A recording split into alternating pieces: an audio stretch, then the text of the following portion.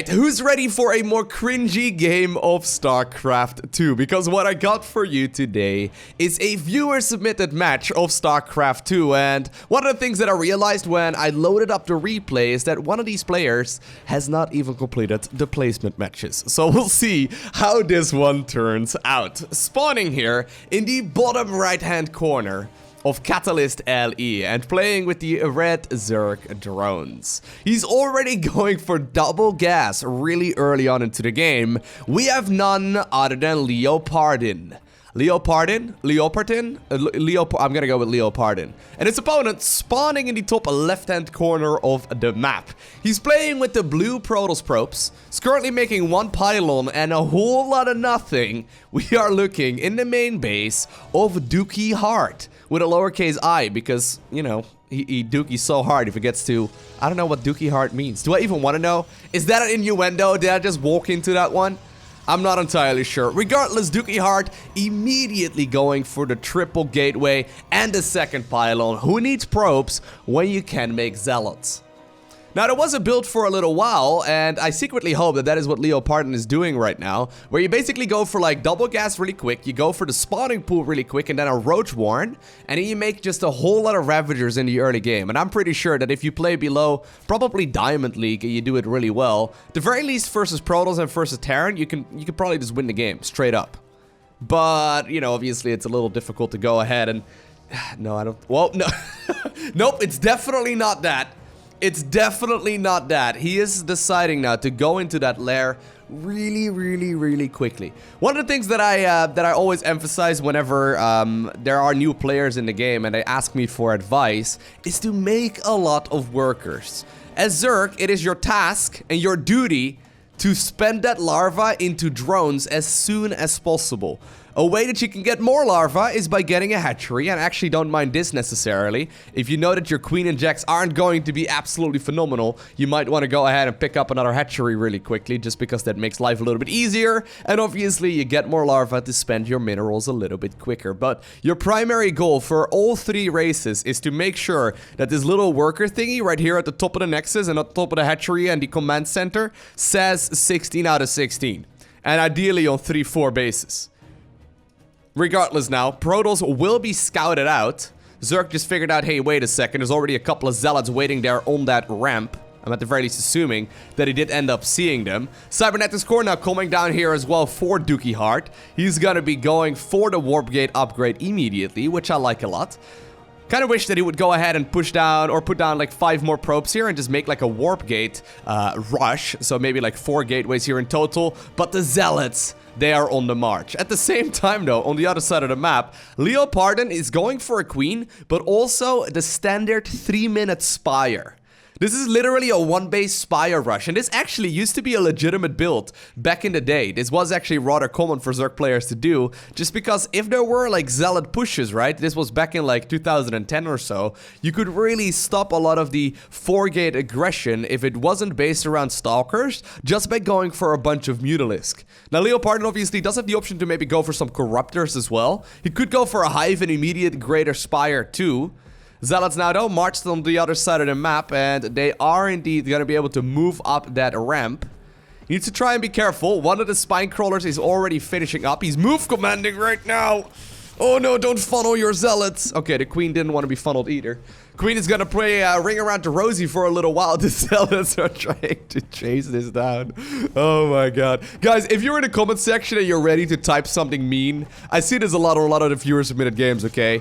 Please contain yourself. Be nice. It's really brave to commit your replays as well, man, for the whole world to judge. Well, Leopardin, he's playing Ring Around to Rosie with the queen, and he did successfully make it so that the spine crawlers, the Pokeboys, are getting rid of all of these zealots with ease. 2 more Templar, though, apparently also having a death wish. They're like, my brother died. No. And, well, with that transfuse, oh my god, Leopardin rubbing the salt in the wounds. He did get himself that Spire right now. Now, the question is, was this spotted? It was spotted here by Dookie Heart. Dookie Heart is just gonna go for a couple of Stalkers now too. He did finish up his Warp Gate upgrade, but he has not actually moved any of these gateways over into Warp Gates. So matter of fact, he has been queuing up his units here for a little while. Both players, though, I have to compliment them on their spending, right? This is one of the things that I hammer on a lot as well. They have been doing a great job spending. The thing is, neither of them has a lot of workers. So I guess spending becomes a lot easier here as well. If you're not spending your resources, obviously, you know, making sure that you, or rather when you're not having a lot of probes, making sure you spend your resources is quite a little bit easier here too. Now more and more spine crawlers are coming up. There's actually now 2 corruptors. Is this literally the strategy that LowkoTV had in mind? So wait, LowkoTV figure out...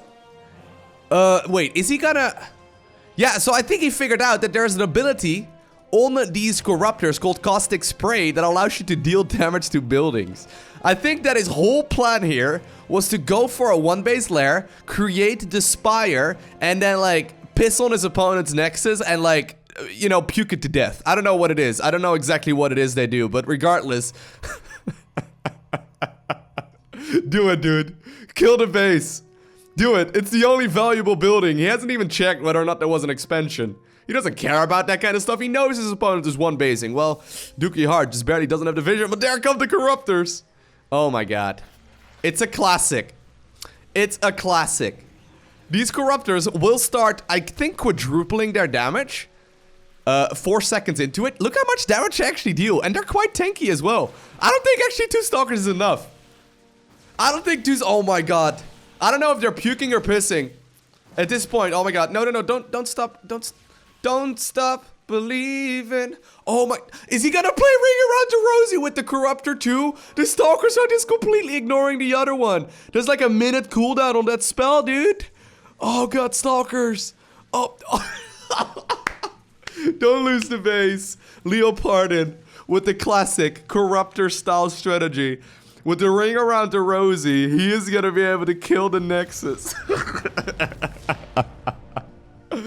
Now, luckily for Dookie Hart, he has not been macroing for a little while, so he can just go ahead and, you know, make, for example, another Nexus. That might not be a bad idea.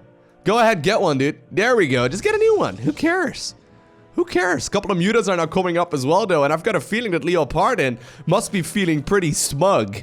I could totally imagine him sitting behind his desk right now, one hand on the mouse, other hand scratching his chin, trying to come up with his next master plan, trying to figure out what the next move in his, you know, magnificent plan of his is.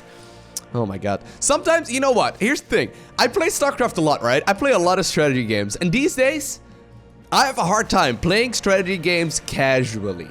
I am always really committed to immediately coming up with the, you know, the quote-unquote best games that I can play, and I'm trying to go really fast, and I'm trying to do everything at once, and obviously I love doing that. But sometimes I think back of the days when I was younger and I would just play the games and I would just try and do something stupid. Just because I figured out that there was a new ability on the Corruptors called Caustic Spray, right? And I just decided to play a game with the freaking Caustic Spray. Now, granted, that never really happened in StarCraft 2 necessarily, and it more so happened in...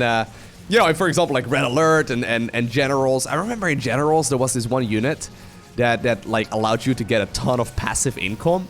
And I just like played a game where it was literally just based on income. I would have so much money in the bank. I'd just try to get an infinite amount of resources and try and see if I could like defend forever, not kill my opponent, leave one little structure of the AI opponent alive, and then just win the game from there after getting a stupid amount of resources, right? Sometimes you come up with these funny strategies, and I think they work. Now, the Nexus has been rebuilt here. Dookie Hart was busy throwing away his entire army. He does still have some resources here remaining, but he's now also getting some income once again. Like obviously he hasn't really been mining for a little while here either. Now with the mutas going across though, I've got a feeling that LowkoTV is he's ready to play more Ring Around the Rosie, man. He's ready for more Ring Around the Rosie. 15 drones coming up. There you go, LowkoTV. That's the spirit. Now you just need to set a rally point of the second hatchery here as well and make another base. But I like the way you're handling this. Now the Stalkers, they've decided to warp in right next to that pylon. That's a slow warp in. That means these mutas are actually going to be able to get the kill. Oh my god, one of the Corruptors puking away right there. Another one of those gateways. He could have just gone after the Nexus once again, but at this point there's really nothing available. That's a quicker warp in, but right now you... Oh my god! Don't warp in on the slow warping pylons, man. Oh my god, look at that. LowkoTV with the micro. That was a game of StarCraft. Let's just leave it at that. That was awesome. What kind of strategies, though? I'm actually curious. I played pretty much all RTS games over the last 20 years. Well, not all of them, but I played the vast majority. Do you remember a game or a strategy that you used to execute in a game that was just not good at all in retrospect? It probably was just a terrible, terrible idea, but it just kind of worked. For me, hold up. There was this unit, I think it was in Generals. Hold up, but let me look this up. Oh yeah, so I just found it. So it's from Command & Conquer Generals indeed, which came out, I think, when I was like 11, 12 years old. I used to play this a ton back then with friends. But anyways, I remember playing like a single player game against a computer where I would literally just reduce the computer to have one building left over. And then I would just play the rest of the game trying to make as much money as possible. I would mine out the entire map and create a unit called the Hacker. That's what I was talking about. Now, back then I didn't really speak English, so I, didn't really know exactly what they did. But we had all kinds of abilities on them, and apparently their second ability was that they can hack into online bank accounts to receive a steady, though somewhat small supply of cash. So I remember this very clearly. I would make a ton of these hackers, put them in a corner of a map after reducing the opponent to one building, and, making it so that the game would basically go on indefinitely. And I would just put these hackers up and create a stupid amount of income and just try and see if I could bug out the amount of money that you could actually have in the game. Just silly strategies like that. If I think about it a little bit more, I can probably come up with more strategies that we used to try as kids. But anyways, let me know if you've got any similar story down below in the comment section of the video. Regardless, for now, I want to thank you for watching. Have an amazing day. Do not forget to smile, alright, and I will see you once again in the next one.